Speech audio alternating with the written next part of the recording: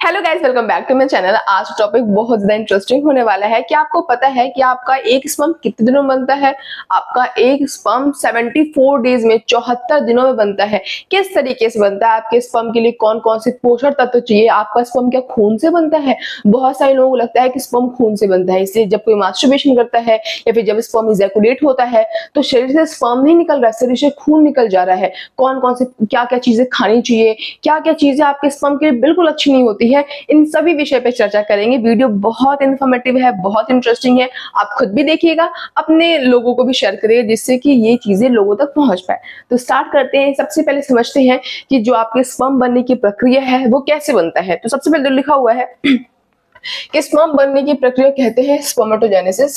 Sperm बनने की प्रक्रिया को कहते हैं स्पर्मेटोजेनेसिस। ठीक है, यह शरीर के अंडकोश यानी कि टेस्टिस में होती है। आपके शरीर में जो मेल बॉडी होती है, मेल बॉडी के पास टेस्टिकल्स होते हैं, वृषण जिसे कहते हैं, उसमें क्या बनता है, स्पर्म बनता है। कैसे बनता है, आपके जो अंडकोश होते हैं ना, उसमें बहुत सारे, उसमें छोटी छोटी नलियां होती हैं, जिस नलियों का नाम होता है सेमिनिफेरस ट्यूब्यूल्स, वो नलियां होती हैं। ठीक है, अब उसमें क्या होता है कि अंडकोश के अंदर स्पर्मेटोगोनिया नाम के छोटे छोटे सेल होते हैं। तो ये जो छोटे छोटे सेल है स्पर्मेटोगोनिया सेल्स, इसकी उत्पत्ति कौन कर रहा है, वो आपके जो सेमिनिफेरस ट्यूब्यूल्स हैं वही क्या कर रहे हैं, इस सेल्स की उत्पत्ति कर रहे हैं। और यही सेल्स आगे जाकर स्पर्म का शेप ले लेते हैं, स्पर्म का फंक्शन साइज ले लेते हैं। ठीक है, क्या ये सेल्स धीरे धीरे कई बार मतलब ये आगे जाके क्या होते हैं, डिवाइड होने लगते हैं। फिर क्या होता है, इनके अंदर जो डीएनए होता है वो आधा आधा बढ़ जाता है, क्योंकि हमको पता है जब एक बच्चा बनता है तो 23 क्रोमोसोम्स मेल बॉडी से यानी कि स्पर्म से आता है और 23 क्रोमोसोम्स जो फीमेल का ओवम अंडा होता है वहां से आता है। अगर दोनों तरफ से 46 क्रोमोसोम आ जाएगा तो बच्चे में 92 क्रोमोसोम्स हो जाएगा, तो ये तो एबनॉर्मल है ना। तो इसीलिए क्या होता है, 23 क्रोमोसोम्स फादर से आता है और 23 क्रोमोसोम्स जो होता है वो मदर से आता है। इसीलिए जो ये डीएनए है वो आधा आधा आपके स्पर्म के अंदर बढ़ जाता है। फिर लिखा हुआ है, फिर इनका आकार बदलकर सिर, शरीर और पूंछ वाला स्पर्म बनता है, क्योंकि आपको पता है कि स्पर्म की एक साइज होती है, स्पेसिफिक एक शेप होता है। तो स्पर्म अपने अब आकार में आ जाता है। पहले ये छोटे से सेल से शुरू हुआ था, अब इसका प्रॉपर क्या हो चुका है, आकार हो गया है। इसका जो हेड है, इसके अंदर डीएनए मटेरियल जेनेटिक्स आइटम है। ठीक है, तो प्रॉपर इसका एक हेड है, एक बॉडी है और एक लंबी सी पूंछ होती है। अब लोग स्पर्म के पास पूंछ का क्या काम, तो जो स्पर्म के पास पूंछ होता है वो स्पर्म को तैरने में मदद करता है। स्पर्म को तैरना जो पड़ता है, फीमेल बॉडी में जब वो एंटर करता है तो वजाइना के अंदर उसको तैर कर ही अंडे के पास जाना होता है।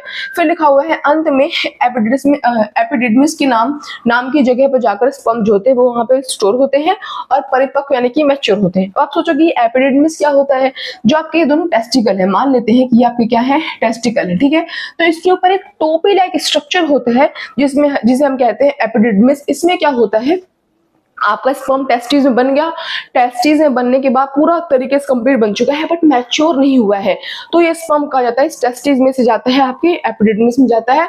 वहां पे आपका जो स्पर्म होता है वो क्या होता है, मैच्योर होता है। फिर जब आपको उत्तेजना महसूस होती है, तब जब आप स्टिमुलेट होते हो तो आपके ट्यूब्स के जरिए, आपके पेनिस जरिए स्पर्म बाहर आ जाता है।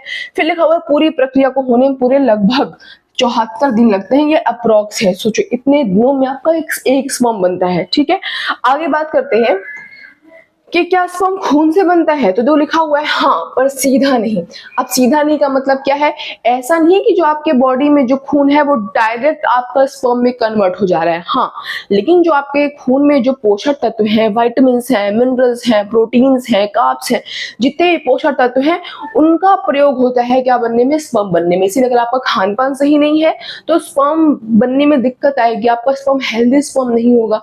इसे नॉर्मली क्या होता है, जब हमको प्रेगनेंसी जब कंसीव होती है, प्रेगनेंसी कंसीव होती है, तो उस टाइम पे डॉक्टर आपको सजेस्ट करते हैं कि आप फॉलिक एसिड खाना स्टार्ट कर दो, है ना।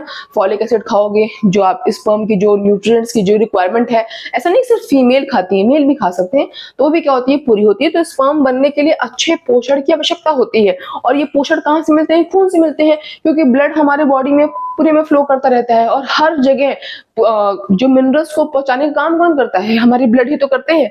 तो अगर स्पर्म खून से बनने वाले पोषक तत्वों से बनता है, मतलब खून में मौजूद विटामिन, प्रोटीन और मिनरल से अंडकोश तक पहुंचकर स्पर्म सेल्स को पोषण देते हैं और स्पर्म सेल बनता है। यानी कि स्पर्म डायरेक्ट खून से नहीं बनता है, बल्कि खून से मिलने वाले पोषक तत्वों से बनता है। बात समझ में आई, अब आगे बढ़ते हैं।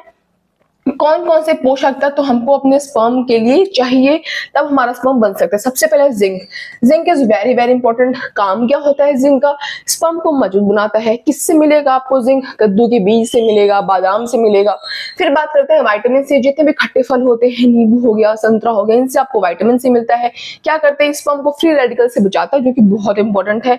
विटामिन ए, इससे क्या होता है? स्पर्म की जो झिल्ली होती है, जैसे स्पर्म है, स्पर्म का जो आउटर मेम्ब्रेन से हम झिल्ली कहते हैं, तो स्पर्म की झिल्ली को स्वस्थ रखता है। इस झिल्ली का स्वस्थ रहना बहुत जरूरी है। अगर रप्चर हो गया, यानी कि टूट गया, तो जेनेटिक मटेरियल बाहर आ जाएंगे। किससे मिलेगा विटामिन? अखरोट से मिलेगा, बादाम से मिलेगा। सेलियम। सेलियम क्या होता है? स्पर्म की मूवमेंट। जो आपका स्पर्म है, स्पर्म आपका मूव भी तो करना चाहिए ना। स्पर्म एक जगह पे स्थिर है तो स्पर्म का कोई मतलब नहीं है, उसके जिंदा रहना मरा रहना बराबर है, क्योंकि वो स्पर्म जो कि मूव ही नहीं कर रहा, वो किसी लायक ही नहीं है। तो आपका स्पर्म मूव भी करना चाहिए, और उसके लिए कौन सा पोषक जरूरी है? उसके लिए सेलेनियम जरूरी है। किससे मिलता है? अंडा से, मछली से, अनाज से मिलता है। फिर बात करते हैं फॉलिक एसिड, जो कि बहुत इंपॉर्टेंट है।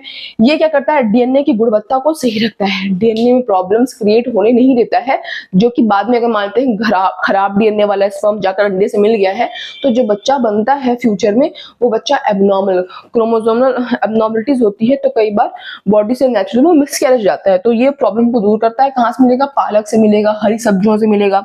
फिर बात करते हैं प्रोटीन की। प्रोटीन भी बहुत इंपॉर्टेंट है, नए सेल्स बनाने के लिए मदद करता है। दूध, दही, पनीर, दाल, अंडा, इनसे मिलेगा।